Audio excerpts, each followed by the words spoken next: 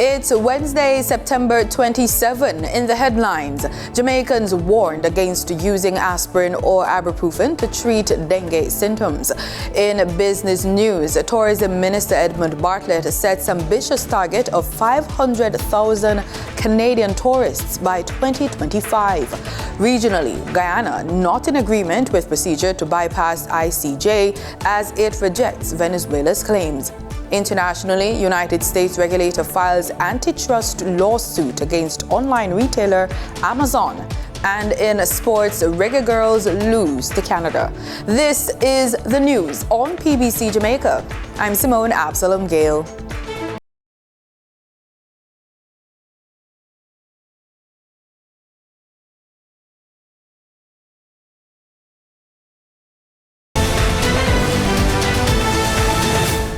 The public is being warned to be careful of the medication used to treat the symptoms of dengue.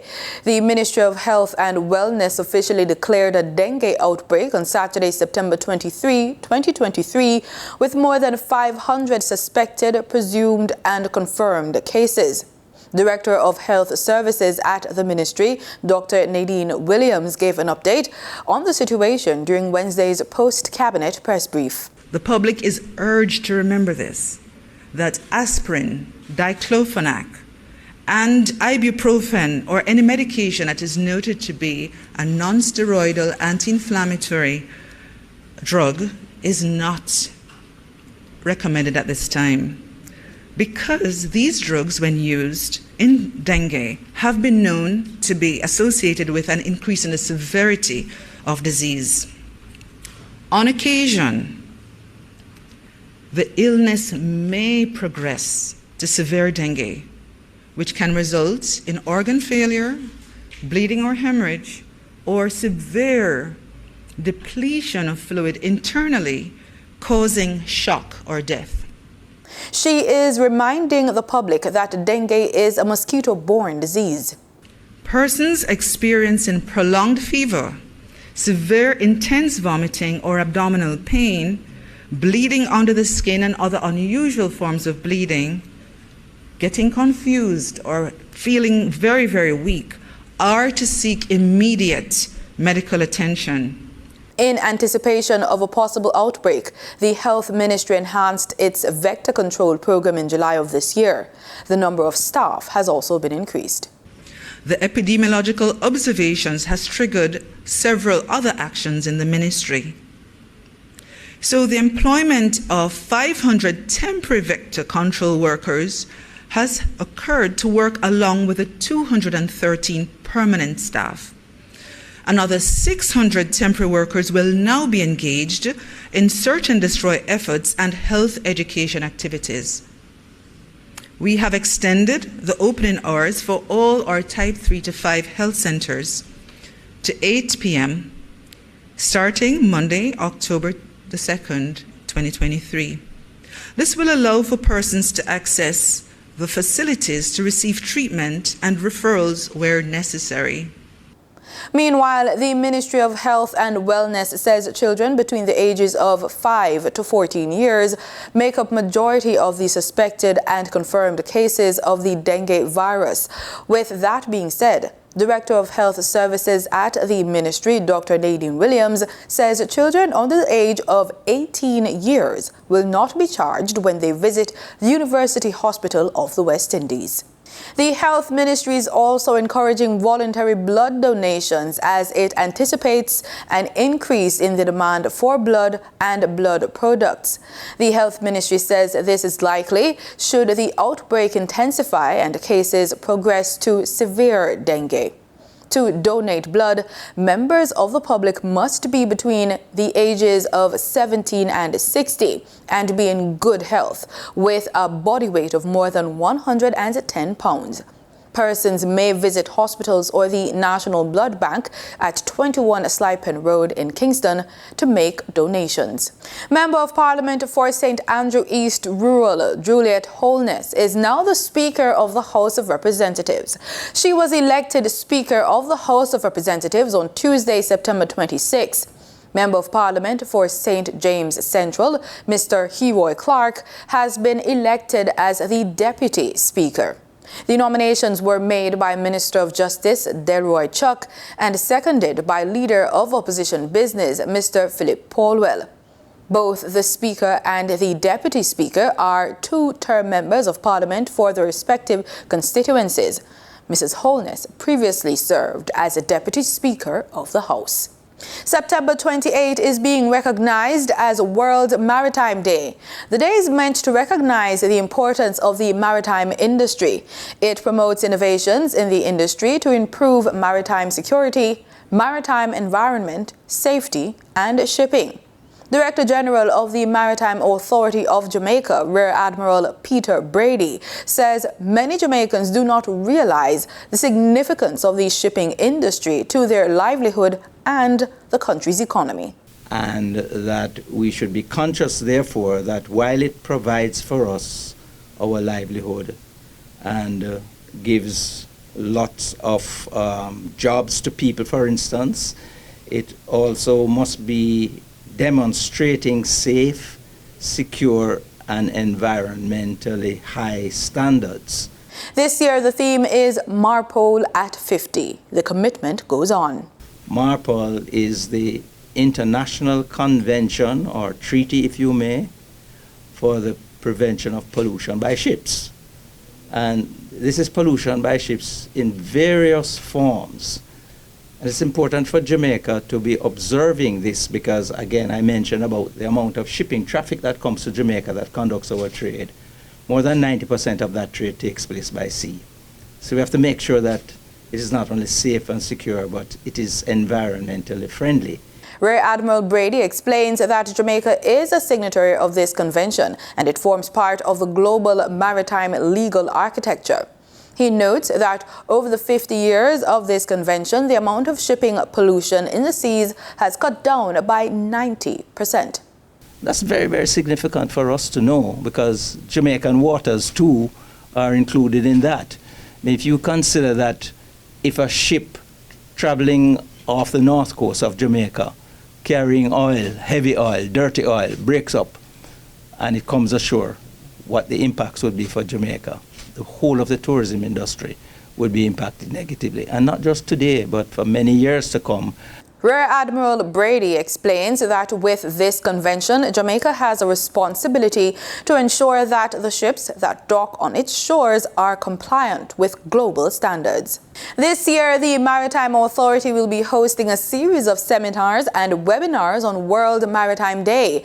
Plans are also in place to light up their building in blue. At nautical twilight, which is the darkest part of the day or the lightest part of the night, if you may, we will be having a little ceremony downtown Kingston to do the lighting of our building.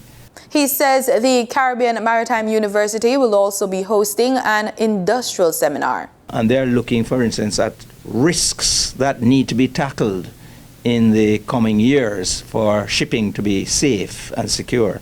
The World Maritime Day is marked every year on the last Thursday of September. Minister of Health and Wellness Dr. Christopher Tufton wants special consideration to be given to the high debt facing small islands developing states, SIDS, and their circumstances. He made the call while addressing the opening of the 75th session of the Regional Committee of the World Health Organization for the Americas and the 60th Directing Council meeting of the Pan American Health Organization in Washington, D.C. this week.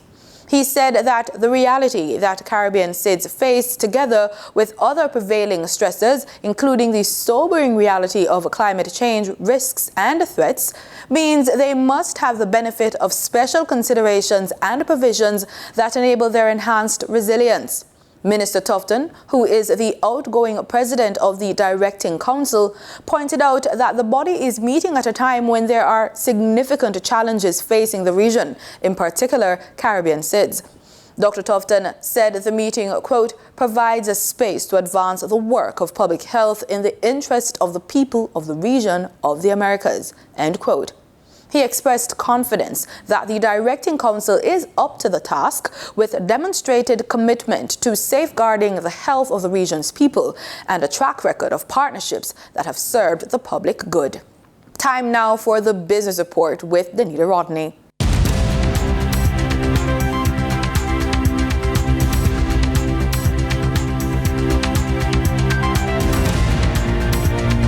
Minister of Tourism Edmund Bartlett has set a goal to attract 500,000 Canadian visitors to the island by 2025, a feat he says is realistic and achievable.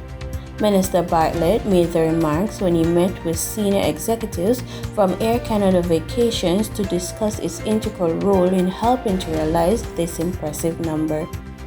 According to Bartlett, this goal can be achieved through airlifts, vacation packages, and with collaboration from industry partners like Air Canada Vacation, a tour operator of Canada's national flag carrier, Air Canada. Canada is Jamaica's second largest source market. To date this year, the island has welcomed approximately 269,000 Canadians.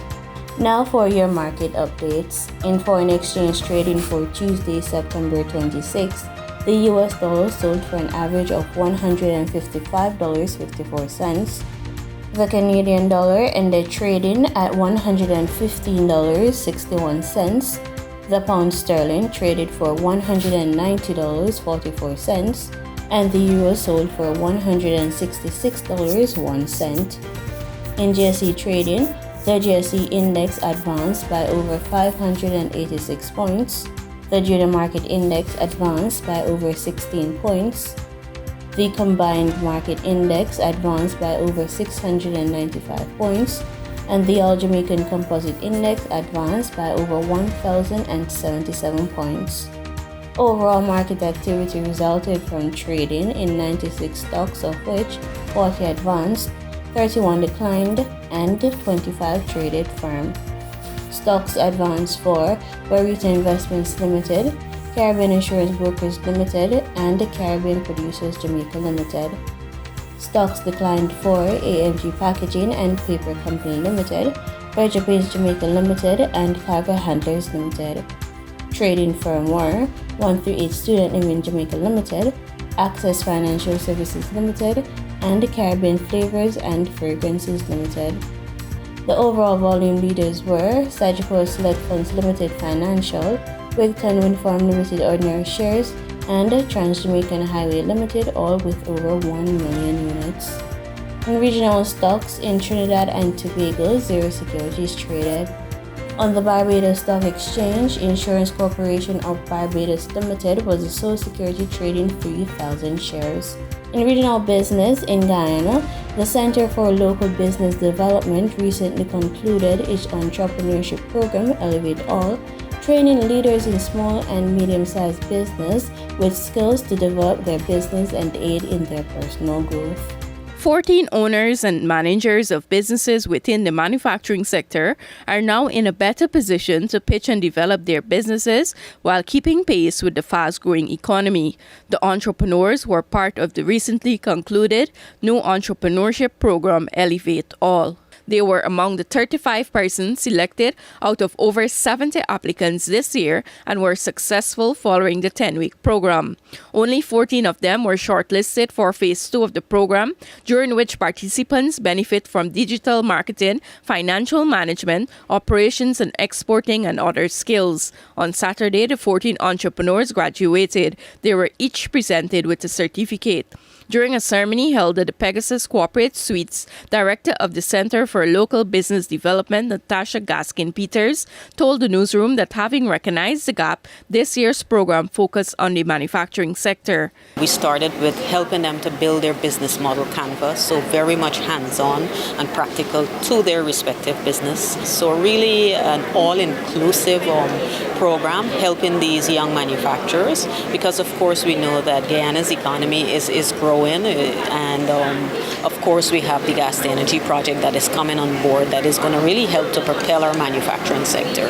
So we wanted to get on board with these young, small and medium-sized entrepreneurs. Following the graduation, the entrepreneurs also had the opportunity to take part in an expo, allowing them to showcase and put into action the knowledge they acquired through the program. Also on display were their products. Though a medical technologist by profession, Narissa Abrams told the newsroom that she always had an interest in entrepreneurship. I didn't have much knowledge about running the business. The program was actually so in depth in terms of financial management, customer service, export market. So overall, the experience was great. I'm taking away a lot. My next step for growth is to have my products in all leading supermarkets across Guyana. Meanwhile, Adrian Barcoy, the quality manager of local engineering company Brass Aluminum and Cast Iron Foundry, told the newsroom that knowledge acquired through the program will not only benefit him but also enhance the company and its staff. It would have significantly added to my understanding and appreciation of the fundamentals and rudiments that goes into manufacturing. So I think in that regard, the program would have significantly contributed to my development and a better appreciation of what is required to man and run a successful business. In international business, Wall Street's main indexes ended down more than 1%, with investors still wrestling with prospects for a long period of high interest rate, as well as the possibility of a partial U.S. government shutdown. The Dow shed just over 1%, while the S&P 500 dropped about 1.5%, and the Nasdaq plunged nearly 1.6%. All three ended the session at their lowest closing levels in well over 3 months. Adding to investor anxiety was the potential of a partial U.S. government shutdown by the weekend, and a whole lot more, says Shayna Orzik-Sizzle, founder and CEO of Bonrian Capital Management. We have the Amazon antitrust suit that is driving down a lot of the bigger tech names, including Apple, Google, and the like. And I think people are starting to feel a little defensive. Consumers are feeling a little stretched. And we have a bunch of strikes going on and a potential government shutdown. So there's a lot of risk in the market right now. Amazon shares ended 4% lower after the U.S. Federal Trade Commission filed a long-awaited antitrust lawsuit against the online retailer. In other notable moves, shares of Immunovant surged 97% after early-stage data from the drug developer's experimental antibody treatment exceeded analysts' expectations. This week brings lots of economic data, including the latest view on inflation with Friday's Personal Consumption Expenditures Price Index. Second quarter GDP figures and remarks by Fed Chair Jerome Powell are also on tap. In market data for oil prices rose by more than $1 a barrel as markets focused on supply tightness heading into winter and a soft landing for the U.S. economy. Brent crude futures were up 85 cents to $94.81 a barrel, while West Texas Intermediate crude futures climbed $1.06 to $91.45. And that was the business report on PBCJ. I'm Danita Rodney. In regional news, Guyana has responded to claims made by Venezuela during the just concluded United Nations General Assembly, making it clear that the country is not in agreement with any procedure to bypass the border case currently before the International Court of Justice. The statement was delivered by Guyana's permanent representative to the United Nations, Ambassador Carolyn Rodriguez Briquet, in exercise of the right of reply to the statement by Venezuela's foreign minister. Mr. President, in his address in the general debate of the 78th session of the United Nations General Assembly on Friday, 23rd September 2023, the Minister of People's Power for Foreign Affairs of the Bolivarian Republic of Venezuela allowed himself falsehoods that were excessive, even by their accustomed standards of untruthfulness in relation to my country. The intelligence of the international community should not be insulted by Venezuela's allegation that Guyana is allowing its territory to be used as a platform for military aggression against any state, including the Bolivarian Republic of Venezuela. This all derives from Venezuela's grotesque claim to 2/3 of Guyana. Throughout, the government of the Cooperative Republic of Guyana has acted and continues to act in relation to neighboring Venezuela in full accordance with international law and has consistently invited the government of Venezuela to do the same. In particular, Guyana urges Venezuela to confirm its adherence to the judicial processes of the International Court of Justice in the matter of Venezuela's basic contention regarding the border between our two countries. Venezuela's diatribes, not confined to Guyana alone, are refuted in full measure. The government of the Cooperative Republic of Guyana wishes to remind Venezuela of the following. The 1966 Geneva Agreement is, in fact, the binding legal instrument that provides for the settlement of the controversy over the validity of the 1899 arbitral award and the land boundary between Guyana and Venezuela. The obligatory settlement procedure is set forth in Article 4 of the 1966 Geneva Agreement. Under that article, when bilateral negotiations failed to achieve a settlement, Guyana and Venezuela agreed to refer the controversy to the United Nations Secretary-General to choose the means of final settlement.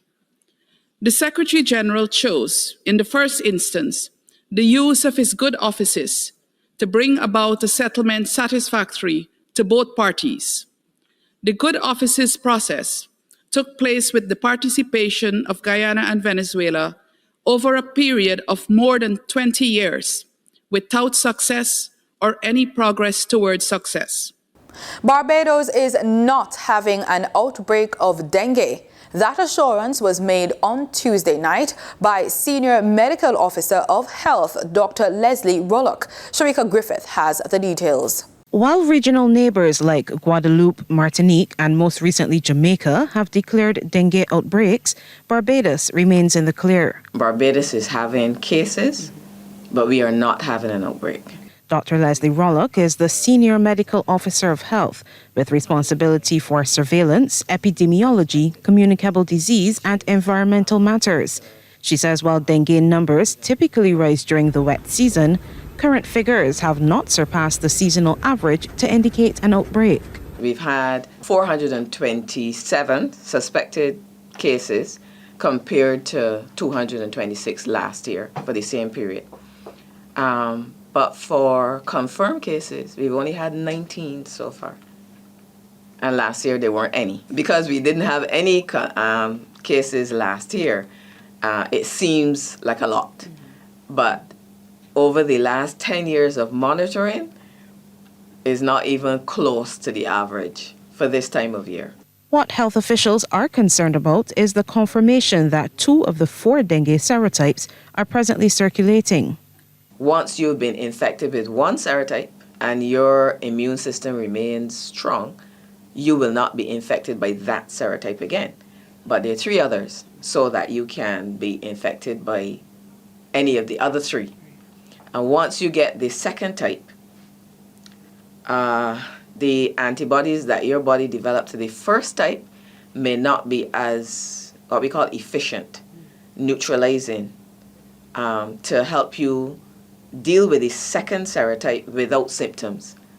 And some of the persons that get a second infection have an exaggerated response, and those are the ones that tend to have severe dengue. So if you have 2 circulating types, it means that at this time, persons can get dengue twice. Noting that mosquitoes develop to biting maturity faster when it's hot, Dr. Rollock is urging Barbadians to check around their homes for mosquito breeding sites, wear loose clothing that covers their bodies, and use insect repellents that contain DEET and Picardin, 2 effective insect repellents. In Trinidad and Tobago, Prime Minister Dr. Keith Rowley confirms receipt of the opposition leader's proposals to tackle crime. In a post on Facebook, Dr. Rowley says having received a voluminous 7-page reply from the opposition leader, he deliberately chose to focus on what could be extracted as elements of public interest in keeping with his invitation to have bilateral talks. He says the opposition's response contains an appendix of suggested issues to which the government will add and respond by outlining additional matters to be raised by the government. He says when this is done, there will then be an agenda of work for the suggested 8-person committee. Dr. Rowley says the government team will be named in the coming days and the actual engagements will take place after the budget debates are concluded. On September 17th, Prime Minister Dr. Rowley extended an invitation to opposition leader Kamala Persad-Bissessar to share her proposals in writing to address the matter of the safety and security of the population, which she believes are worthy of bipartisan discussions between the government and the opposition. In news on the international scene, in a long-expected move, the United States Federal Trade Commission and a collection of 17 states are suing one of the richest companies in the world. Amazon is accused of harming consumers by stifling competition. Al Jazeera's Patty Culhane reports. In the United States, companies don't get much bigger than Amazon, worth $1.3 trillion, with more than 1 million employees worldwide. But now federal regulators in the United States say it got this big and this rich using unfair practices. Around 60% of the sales on Amazon.com come from small and medium-sized companies. But the FTC says when they list on Amazon, because of fees and requirements, for every $2 the seller makes, one of those dollars goes to Amazon, a fee that it says amounts to a 50% Amazon tax, which is ultimately passed along to consumers. Because of Amazon's reach, the FTC says sellers have little choice but to pay.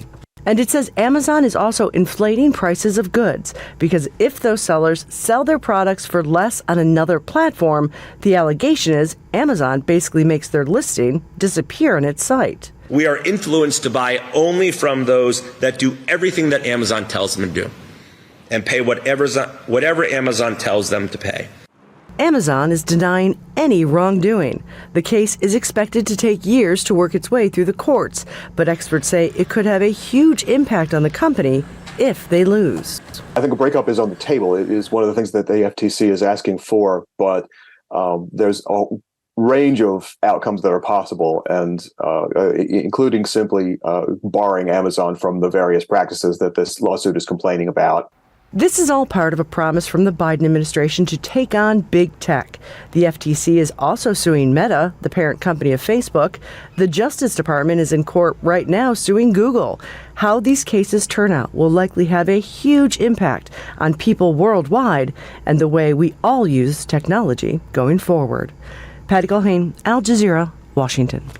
In sports, Jamaica's Reggae Girls went down 2-1 to Canada in the second leg of their Olympic qualifier on Tuesday at the BMO Stadium in Toronto.